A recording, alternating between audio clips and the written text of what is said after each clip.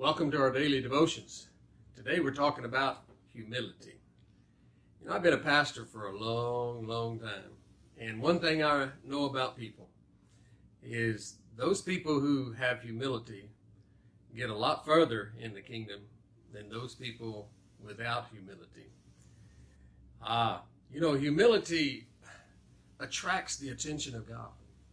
It's our pride that will push him right out the door.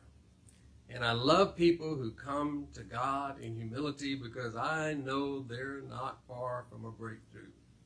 Jesus was illustrating this one time in the Bible. He said there was two fellows that went to church, and one was a real religious fellow. There was a lot of those in Jesus' day.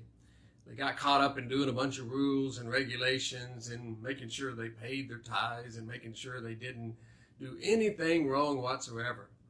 And he said a second man went into the church who was kneeling at the altar, and he was beating his chest, and he was crying out to God. He was a tax collector. They didn't like tax collectors in those days.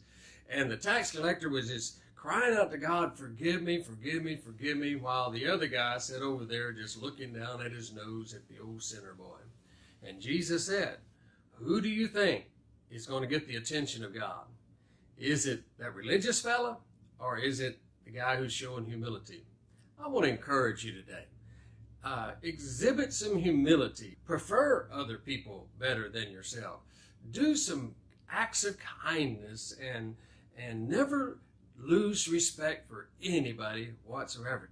I tell you what, as we treat others is the way that we get treated.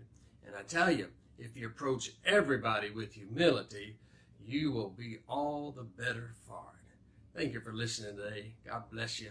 Pastor Mike, I'm out.